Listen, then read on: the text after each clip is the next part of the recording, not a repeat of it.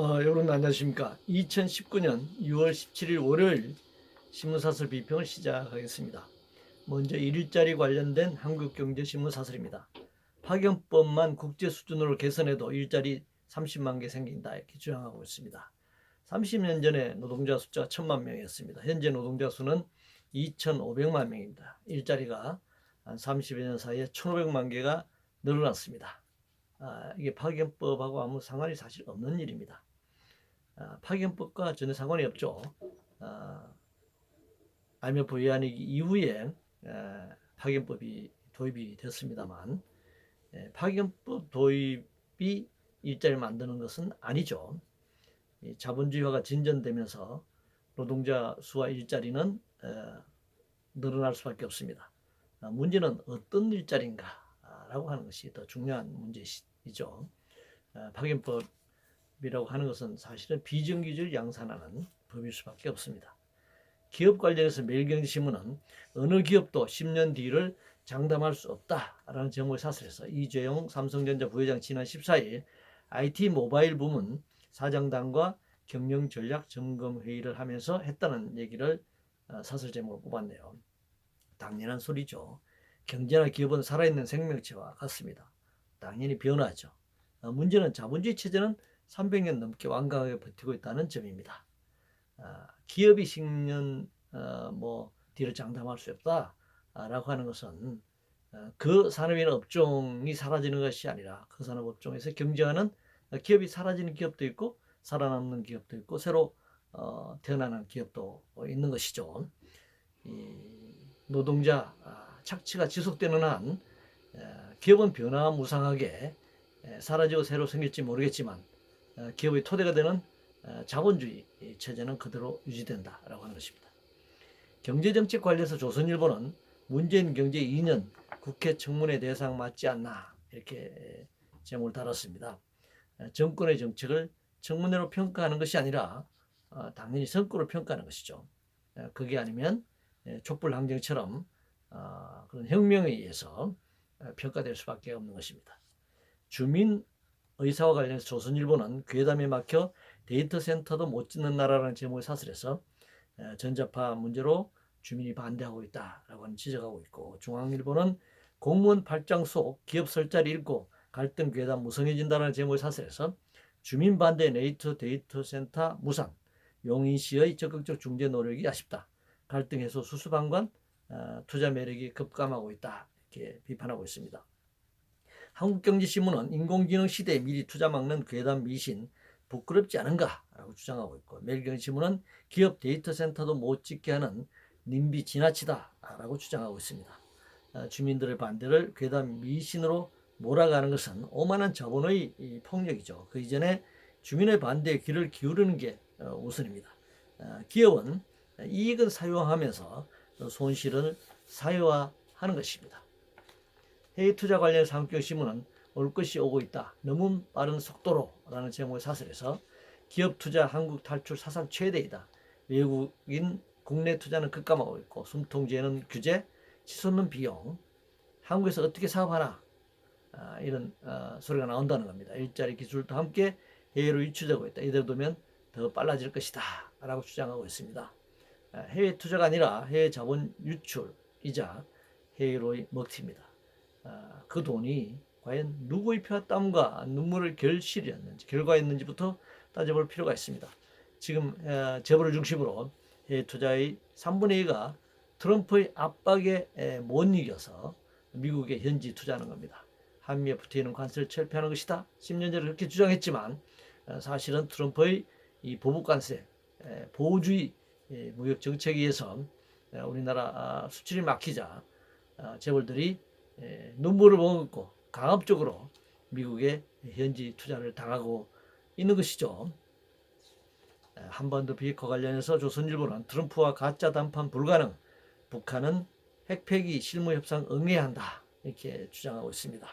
한반도 비핵화 협상은 북핵 폐기와 이에 상응하는 미국의 대북 제재 해제 등의 교환이 이루어져야 가능한 것입니다. 가짜談判 책임을 만약에 말한다면 상방 모두에게 적용돼야 하는 것입니다. 성장률 관련해서 중앙일보는 한미 간 성장률과 실업률 역전 그 심각한 이유들이라는 제목의 사설에서 미국이 성장하고 실업률도 줄어들고 해서 장황하게 설명하고 있습니다. 그런데 그 본질적인 이유를 불분명하게 설명하고 있죠. 또 한국을 미국과 비교하는 것도 경제 규모 면에서나 여러 가지 힘의 관계 속에서 맞지 않는 그런 비교라고 할 수 있습니다. 자본주의와 군사적 제국주의 그 체제를 도외시하고 단순히 한국과 미국 사이에서 성장률과 실업률을 단순 비교하기는 어렵다 이렇게 생각합니다. 오사카 G20 정상회의와 관련해서 동아일보는 한일 정상 오사카 G20 모멘텀 놓치지 말라라는 제목의 사설에서 한일 정상회담이 열리고 한일 관계 악화된 한일 관계가 정상화돼야 한다 이런 주장을 하고 있는데 한 번의 정상회담이 아니라 현재 악화된 한일 관계 원인을 구체적으로 밝히고 그 책임을 물어야 한다고 하는 것입니다. 그리고 G10과 관련해서 만약에 비판한다면 우리가 그동안 G7 국가였는데 이게 G7 국가가 이 자본주의 이 공황 상태, 경제적 위기 상태를 극복하는데 자기네들만의 7개 나라만으로 힘드니까 G10을 확대한 거예요. 이 책임의 위기를 더 분산시킨 것인데 G10 국가가 지구상의 전 GDP의 80%를 차지하는 정도로 절대 다수의 이 부가 집중되어 있고 영향력을 행사하고 있습니다. 이 G20 국가들이 200개가 넘는 나라들 다 제치고 전 지구적 문제를 마음대로 이렇게 주요한 결정을 할 수 있는 권력을 누구도 부여하지 않았습니다. 이 오만한 이 자본주의 종주국, 이 제국주의 국가들이 전 세계, 전 인류의 운명을 좌우하는 것, 이것은 유엔 정신에도 입에들 뿐만 아니라 이것은 잘못된 행보다 이렇게 지적할 수 있습니다. 아이로 조약 비준과 관련해서 동아일보는 아이로 비준 공은 문 대통령 기훈 운동장 바로잡는 게 먼저다. 아이로 비준 조약 비준 하지 말라는 지금 주장을 하고 있는 것이죠. 전 세계가 아이로는 100년 전에 출발했는데 그리고 그 후에 오랫동안 오래 과정을 거쳐서 각 국가들이 아이로 협약을 비준해 왔습니다. 아이로 핵심 협약을 비준하지 않는 나라는 한국, 미국, 일본 세 나라밖에 없죠.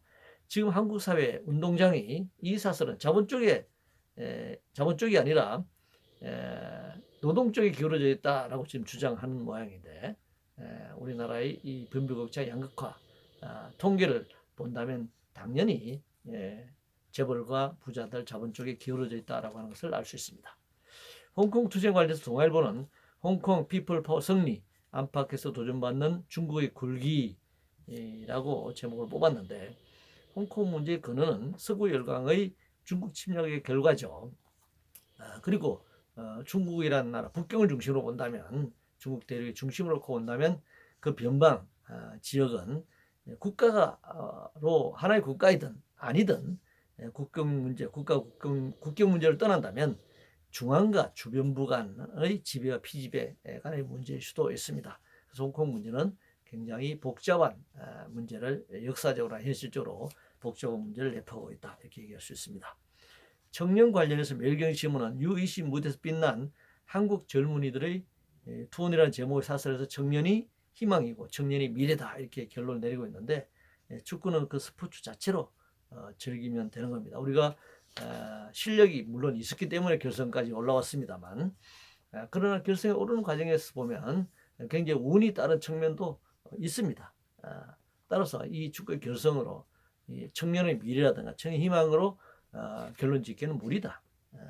축구는 그 자체 스포츠로서 즐기는 것이면 된다라고 생각하고 청년이 정말 희망을 가지려면 소수 몇 명, 특정한 소수 몇 명들이 국위를 선양하는 방식이 아니라 모두가 희망을 가지고 행복할 수 있어야 하기 때문에 우리 국가나 우리 사회가 그 조건을 만들어줘야 하는 것입니다.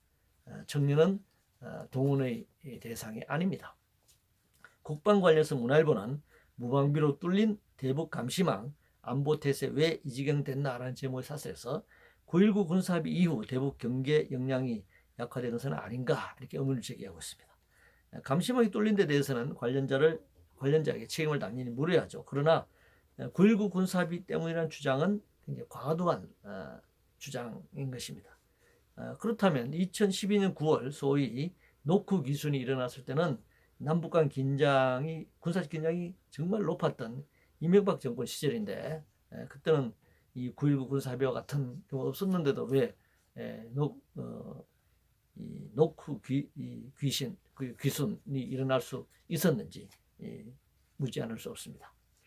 검찰 관련해서 문화일보는 윤석열 총장 지명과 정권의 검찰 우려라고 주장하고 있는데, 임명권자를 중심으로 보면 당연히 대통령이 검찰총장을 임명하니까 정권의 검찰일 수 있습니다. 그동안 권력의 시녀 역할을 해온 검찰의 역사를 되돌아볼 때도 그렇다고 할 수 있습니다. 그러나 이것은 지켜볼 일이고 검찰이 권력의 시녀 역할을 하는지 안 하는지 지켜보면서 결과를 가지고 평가할 일이다 이렇게 생각합니다. 조세 관련해서 문화일보는 조세 경쟁력도 급속 악화, 문 정부는 기업 절박함 아는가 이렇게 주장하고 있습니다. 2010년 대비 2018년 법인세율을 보면 OECD 국가 중 19개 나라가 인하되었다라고 하면서 우리나라 기업의 조세 부담률이 높다라고 하는 것을 지금 주장하고 있는데, 조세 제도는 전체 제도를 놓고 종합적으로 판단해야 합니다. 법인세 하나만 떼내가지고 얘기할 문제는 아니라고 생각합니다. 조세 부담률이 낮은 나라, 불평등과 빈부격차가 커지고 있는 그런 현실에서 조세 부담률이 상대적으로 높다라는 것만 얘기할 것이 아니라 전체적으로 불평등과 빈부격차가 커지고 있는 현실에서 조세 경쟁력 운운하는 것은 기만이죠. 우리나라 조세 부담률은 OECD 평균 25%에도 턱없이 부족한 그런 상황이고, 탈세, 세금 포탈이 정말 굉장히 큰 지하 경제가 심각한 그런 상황에 있기 때문에 법인세 하나만으로 조세 제도를 얘기할 수 없다 이렇게 생각합니다. 이상으로 2019년 6월 17일 월요일 신문사설 비평을 모두 마치겠습니다.